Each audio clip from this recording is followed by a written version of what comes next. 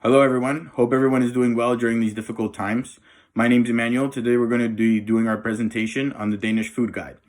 Denmark is located in between Sweden and Germany. It is the southernmost Scandinavian country.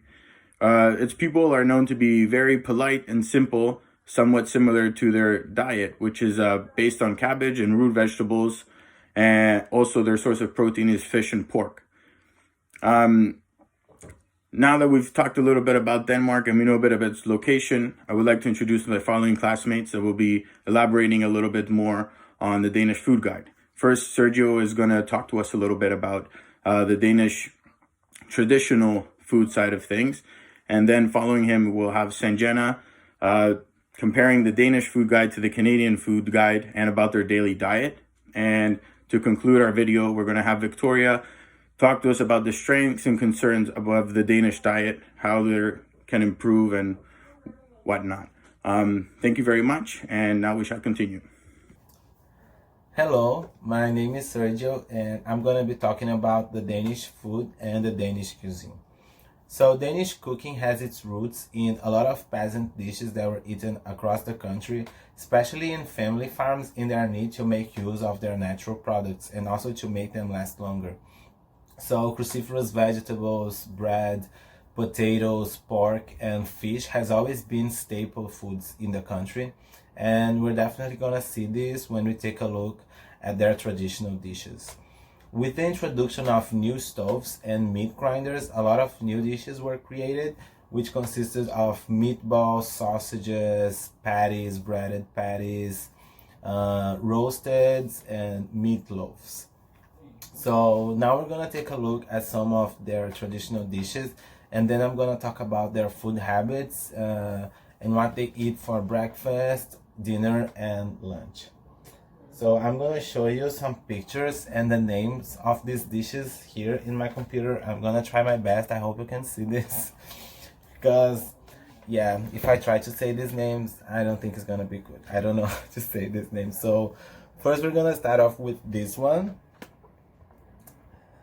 Yeah, so this is the national dish of Denmark. In 2014, they made an election to choose so the population could choose what was their national dish, and this dish won. And this dish consists of crispy pork, and it's served with a parsley sauce and potatoes. This is another very famous Danish dish, and it's basically a pork patty, a pork breaded patty that is served with vegetables, potatoes, green peas, cauliflowers, and also with salads. This is another very famous one. These are the Danish meatballs, and they can be made of beef, of pork, a mixture of beef and pork, or even with fish. When they are made with meat or pork, they are served with vegetables and sauce, gravy with potatoes, green peas. And when they are made with fish, they are served cold with a remoulade sauce, which is a mayonnaise-based sauce, similar to a tartar sauce. So this is another very famous one. The name of this dish translated to English is red sausage, and it looks like a hot dog, but it's not eaten like a hot dog. Traditionally, it's not eaten like a hot dog. It is served like this, with everything separately in a plate, and you use the ketchup and the mustard as dips for the sausage and the bread. But in my research, I found that this is served like a hot dog today, especially like in street food and food trucks, because it's easier for people to eat. This is the Danish roasted pork, and it's very famous, and they eat this a lot, especially during Christmas celebrations. And yeah, this is another one, and the name of this dish translated to English is burning love, and this dish consists of mashed potatoes, and it's topped with bacon and fried onions. So this is the national bread of Denmark, and it's a white rye bread. Yeah, It's a rye bread and it's very famous, and they eat this a lot. Like bread is incorporated in a lot of their meals. Like now, yeah, because of this, I'm gonna talk about like what they eat for breakfast and dinner and lunch now. And for breakfast, they drink a lot of coffee and tea, and they usually eat bread with jam, with spreads, with ham or cheese, or even fruits or some pastries. They also eat that for breakfast.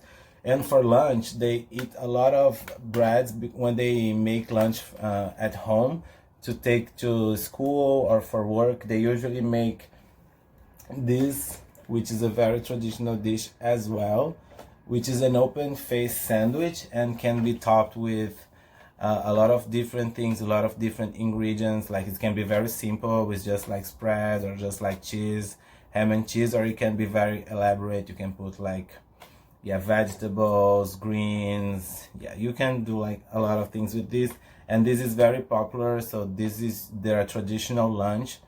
And for dinner, there is usually the meal that they have with their families, what they have home. So it's usually like a very simple meal, just like a meat with can be pork or can be fish with vegetables, or a salad. It can be potatoes, green peas, and yeah. Basically, that's it about the Danish food. Yeah. Hi, my name is Sinjana, and I'll be comparing Denmark and Canada's food guide. The Nordic diet consists mainly of lean protein, whole grains, and is rich in root vegetables and berries. Examining the food guide from Denmark and Canada, what I've realized is both are quite similar, with small differences. One difference being that our current Canadian guide has removed dairy products as part of a food group and now is a protein option. The Danish guide, although, has a dairy section encouraging consumers to make more lean and low-fat choices. The other striking difference is how much more the Danes are recommended in increasing their fatty fish intake within their diets to help prevent heart disease. All in all, both countries' guidelines are quite similar in advocating mindfulness in food consumption and encouraging a more plant-based diet. The Danish food guide has 5 various food groups, definable as fish, vegetables and fruits, lean meats, lean dairy products, and whole grains. The other sections that are given the most importance are to be consuming less saturated fats, sugars, and sodium, which is very similar, if not identical, to our very own guide. Most of the serving sizes aren't very well explained or put equally throughout the guide, but some that I was able to take a look at was about 600 grams of vegetables and fruit in a day is what is recommended, 350 grams of fish per week in comparison to 200 grams of fish per week if it was a more oily fish, and 75 grams of whole grains in a day is what is recommended. Something very consistent through the Danish food guide is the Y plate, which actually helps readers visualize how much of their plate should be used for each food group.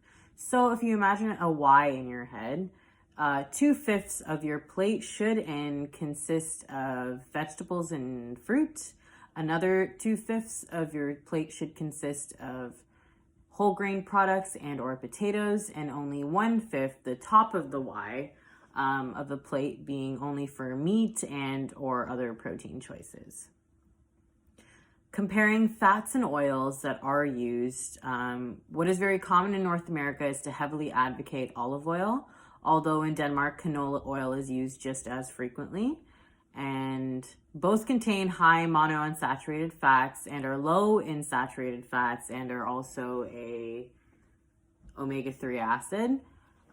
Throughout the guideline, it is also mentioned on how to avoid creating food waste in both articles, the Denmark and Canadian food guide, and also the importance of eating a more plant-based diet to help reduce one's carbon footprint by consuming less meat on a daily basis. Not only does Denmark promote sustainable eating habits, but their thorough and well thought out, high fiber, low fat dietary guideline has been proven and tested to be high in dietary fiber, vitamins A, B, and D, calcium and magnesium, and low in added sugar, total fats, and sodium, resulting in no lack of nutritional intake. A diet quality index test has been conducted to assess food and nutritional intake in individuals within the population with high versus low degrees of compliance towards a dietary guideline, and discovered that micronutrient intakes were sufficient in all groups. However, after some research, I found that high fasting plasma glucose or hyperglycemia, a defining characteristic of diabetes, is the number 2 most risk factor that drives death and disabilities within the population. A contradicting statistics in accordance to their food guideline. I believe this is due to the strong genetic link associated with diabetes and not the high fat, high carbohydrate, or high alcohol intake, otherwise presumed to be the main causes for this disease. No other nutritional diseases could be found in the country, with the exception of foodborne illnesses like higher risk of E. coli and enterococcus transmissions from improperly handling and packaging of fish and prawns, which is a direct correlation to the higher amounts of fish which they consume. Because Danish food ingredients are based off of the need to make use of natural products available on or near a family farm, basic ingredients like bread, fish, pork, and potatoes can be found in almost every grocery store in and around Toronto. Finally, if you're craving specialty Danish food, you could check out Carolina's Kitchen at 1194 Bloor Street West, Fanny Chadwick's on 268 Howland Avenue, Viking Food and Imports on 31 Railside Road, Hanson's Danish Bakery at 1017 Pape Avenue, or one of the many Danish pastry house locations originally located at 366 Revs Avenue, or their newly open location in the Path near Union Station.